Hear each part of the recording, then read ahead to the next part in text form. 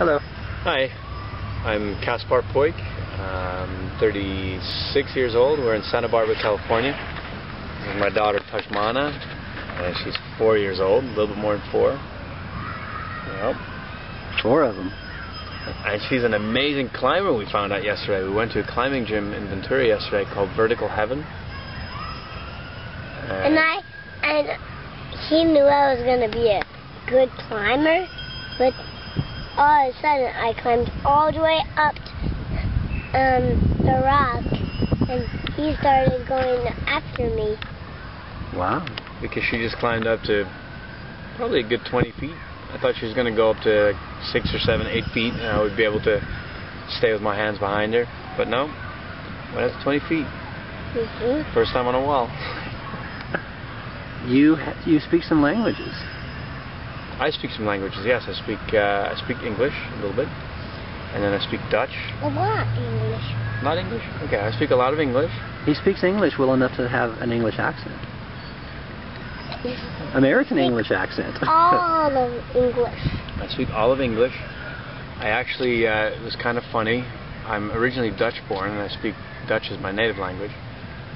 But I ended up playing Jesse James in a 1-hour television movie, and just kind of funny to play a quintessentially American iconic character being a foreign speaker. So I guess I can pull off cowboy. But back then those people were all fairly fresh immigrants, so they all had a hodgepodge of accents back then. They were first or second generation people. What else do you speak? I speak Dutch. That's my naturally born language. And then I speak German. I speak a little bit of French. I speak a little bit of Spanish. And I speak a language called Linguist fluently as well. And that's a language that is local to the area that I grew up. Probably spoken by 1 million people. And for a long time it was considered a dialect. And about 25 years ago, linguists analyzed it and realized that it had enough characteristics for it to be considered its own language, in the same way that like Gaelic is its own language. How do you spell that word, the name of it? Limburg is Limburg,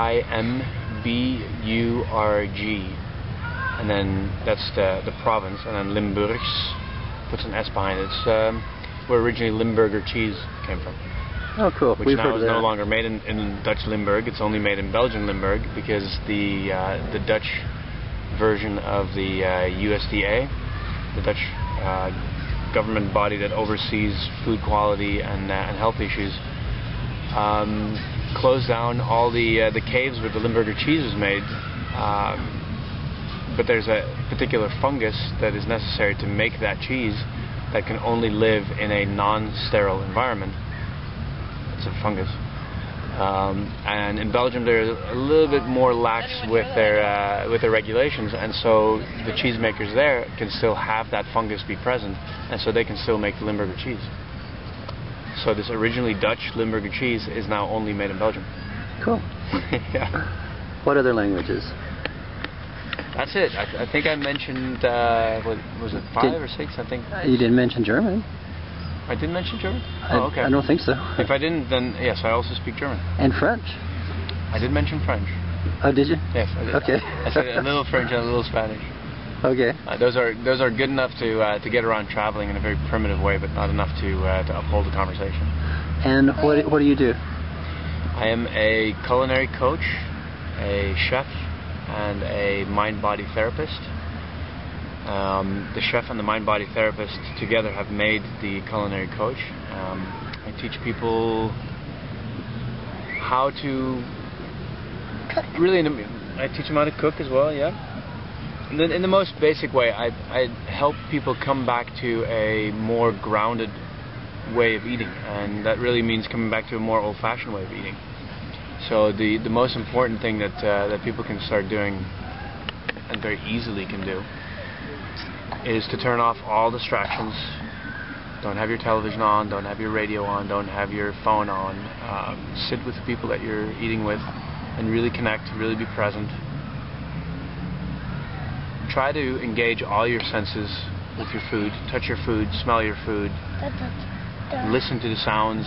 That's actually where clinking the glasses comes from when drinking a glass of wine. That's the last missing element of engaging all your senses. There's a sense of sight, there's a sense of taste, touch, but the one thing that was missing was sound. So when you clink your glasses, you add that last sense into it. But anyway, so when you engage with the people that you're sitting with, and you are at peace and at ease, and when you have physical contact, you hold hands, you say a prayer, or you say some version of a grace, or any form of acknowledging gratitude for the fact that you're going to eat, what happens within your body is a big physiological change. Your body goes out of the fight-flight response mode and goes into what was in the 70s coined by Dr. Herbert Benson, the relaxation response. And all the physiological changes that happen in your body when you go out of the fight-flight, which is really supposed to be a stress mode that you're only in temporarily, but most modern man lives in this fight-flight response mode almost permanently. And that's a state that's not very conducive for digestion. When you're in the relaxation response, your body absorbs all your nutrients a lot quicker. Now all of a sudden I'm telling a very long story. That's all right. Culinary linguist. Culinary linguist, yes, I guess so. And you're in America now? I'm not American now. I could have applied for American citizenship as of 10 years ago, and all the time since then. My daughter is both American and Dutch. She holds 2 passports.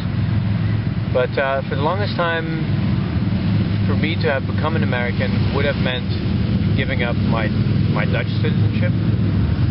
And that just doesn't make any sense. I'm proud of where I come from. I'm proud of my new home, but I'm also proud of my heritage and where I come from. And practically, the only benefit to becoming an American would be the privilege to vote. But if back then giving up my European citizenship meant losing access to all of Europe, because now that Europe is united, by being a Dutch citizen, I'm actually a European citizen, in the same way that an Arizona citizen is united, is an American citizen. So for me to give up my Dutch passport and thus my European citizenship just to gain the advantage of voting didn't really weigh out to be a smart decision. So I am a permanent resident alien, as the clinically sounding official term goes, and I'm a Dutch citizen, and my daughter is a citizen of the United States and of Europe. Permanent resident. That means that they're not going to say go home. Not yet. You never know. If there, some people talk about the possibility of some sort of great calamity leading to martial law or something like that. In that case, who knows what may happen? I doubt it.